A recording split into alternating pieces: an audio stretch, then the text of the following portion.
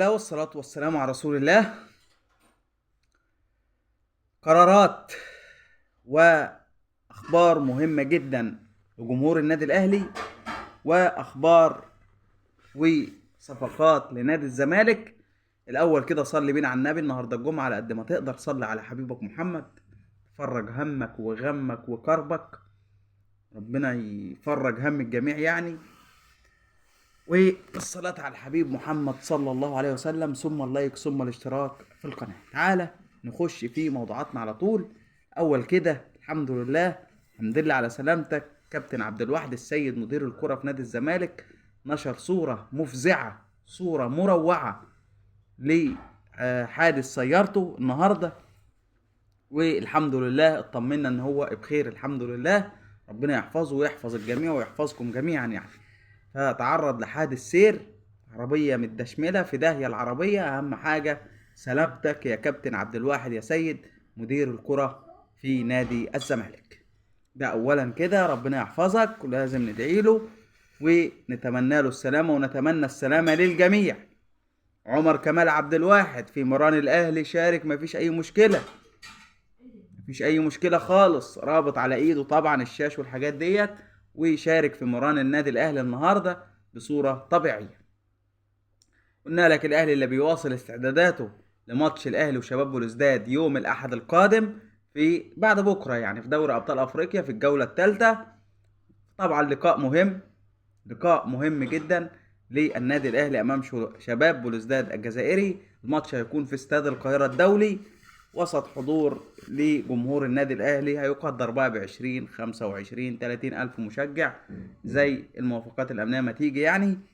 إيه ده بالنسبة للنادي الأهلي وشباب بلوزداد. تعالى بقى نخش في أخبار النادي الأهلي بالتفصيل. والنهاردة زي ما قلت لك قرارات واجتماع بين الكابتن محمود الخطيب ولجنة التخطيط، الكابتن محمد رمضان كولر المدير الفني، عشان يرسموا الخطة اللي جاية أو الخطة القادمة لميركاتو الأهلي في يناير. والراحلين مفاجآت بالجملة، مفاجآت بالجملة. تعال نخش في أخبارنا على طول.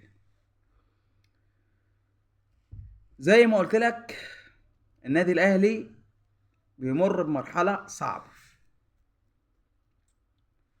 مرحلة عايزة تجديد وضخ دماء جديدة للفرقة. علشان بصراحة احنا بنقول لك الحقيقة، مضحكش عليك.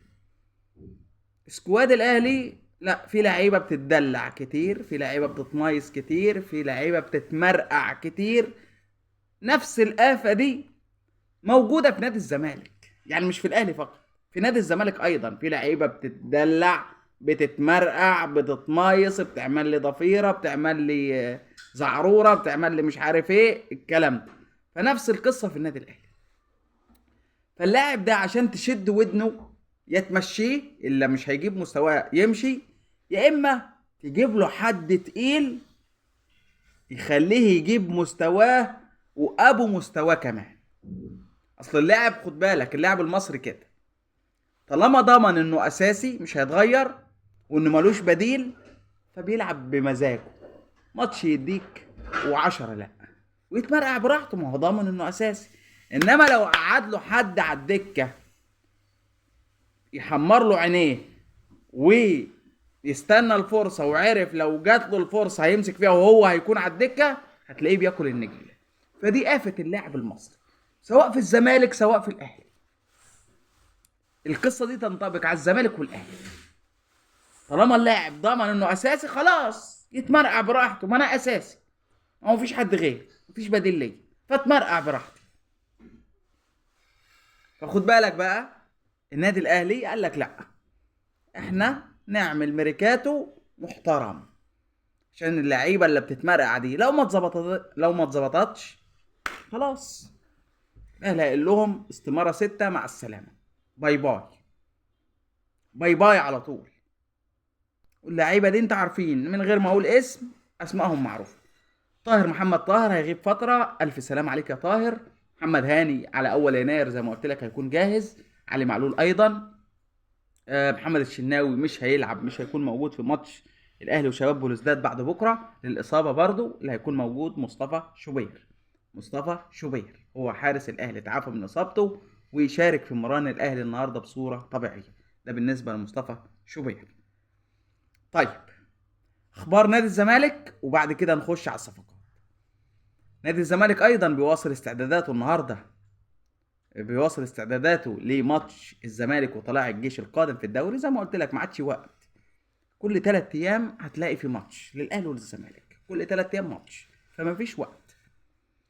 الزمالك بيواصل استعداداته طبعا لماتش طلائع الجيش اللي هيكون يوم الثلاث القادم في الدوري. الزمالك اللي في المركز الثاني الان برصيد 10 نقاط من 4 مباريات لعبها، فاز في ماتشين وخسر ماتش. ولا ده من 5 مباريات، اسف، من 5 مباريات. فاز 3 ماتشات تقريبا واتعادل ماتش وخسر ماتش. ده نادي الزمالك، فرصيده 10 نقاط في المركز الثاني. المصري برصيد 11 نقطة في المركز الأول. ده النادي المصري. طيب، الزمالك طبعا محتاج صفقات. جروس لما شاف اللعيبة في التمرين، طبعا هو ما كانش في الولاية الأولى في لجروس في 2018، كان معاه جيل غير الجيل ده خالص، يعني تقريبا زيزو و... وعواد معرفش كان موجود ولا لا. تقريبا زيزو الوحيد اللي كان مع جروس، والونش محمود حمدي الونش، دول اللي كانوا موجودين ايام جروس في الولايه الاولى في 2018. لكن الجيل ده ما كانوش معاه، فما كانش شافهم، فاتصدم في لعيبه كتير. قال لك اللعيبه دي ما ينفعش تلعب في الزمالك، لعيبه كتير. عندك بقى خد سيف الجزيري، المسلوسي، عندك مشلاك، عندك محمد حمدي الظهير الايسر ده، عندك يا سيدي لما انت مصطفى شلبي، عندك مصطفى الزناري. لا، في لعيبه اكتر من 8 9 لعيبه قال لك دول ما يستاهلوش يلبسوا تيشيرت نادي الزمالك. يعني لما تبص على فرقة الزمالك اللي جروس قال لك دول ينفعوا فيهم حوالي 6 7 لعيبة، والباقي بلح بلح بلح حرفيا يعني. طب ايه الحل؟ ايه القصة؟ ايه الحكاية؟ قال لك لا، عايز صفقات في يناير. طب إدارة الزمالك خالد الغندور كتب على صفحته منذ قليل، قال لك الزمالك خلص صفقتين، أول صفقتين واحد أجنبي واحد مصري، صفقتين من العيار الثقيل، صفقتين مدويتين. زي ما قلت لك، بيرسي تاو في حالة رحيله عن النادي الأهلي، بيرسي تاو سيكون في نادي الزمالك. تاني، بيرسي تاو في حالة رحيله عن النادي الأهلي، وده المؤكد وده الأكيد بنسبة 99%، بيرسي تاو ماشي من النادي الأهلي هيكون في نادي الزمالك. نادي الزمالك مخلص مع كل حاجة.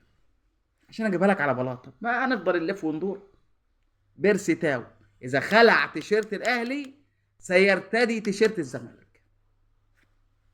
صفقة رابحة بقى للزمالك، صفقة جمهور الاهلي شايف لا بيرسي تاو يفضل في الاهلي، قول رأيك. لكن انا بقول لك الحقيقة من غير لف ودوران، بدون لف ودوران، بدون لف ودوران. اذا خلع تيشيرت الاهلي هيلبس تيشيرت الزمالك. ده بيرسي تاو. صفقة اللاعب المصري اللي يقصده خالد الغندور، طبعا هو قصده على بيرسي تاو واللاعب المصري، الصفقتين للزمالك، وهو اللاعب محمد اسماعيل مدافع زد. الزمالك خلص فيه محمد اسماعيل مدافع زد اللي الاهلي كان رايح له، بس فضل مصطفى العش وفضل محمد عبد المنعم على الاثنين دول، عودة محمد عبد المنعم.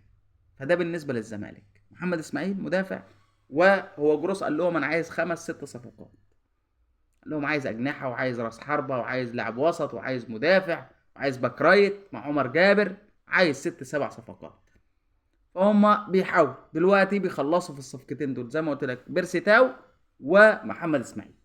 طيب النادي الاهلي رايح لصفقات من العيار الثقيل. خلص مين النادي الاهلي؟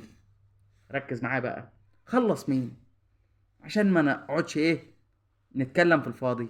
الاهلي خلص محمد علي بن رمضان على مسؤوليتي. محمد علي بن رمضان جوهرة تونس اللي بيلعب في في الدوري المجري ده خلص، واللي الاهلي كان عايزه في الميركاتو الصيفي. محمد علي بن رمضان يا جماعه هينقل وسط الاهلي نقله كبيره، لاعب تقيل، لاعب دولي، لاعب خبره. ده صفقه الاهلي الاجنبيه، محمد علي بن رمضان. في صفقه مهاجم اجنبي معروض على كولر ثلاث مهاجمين، هيختار منهم واحد.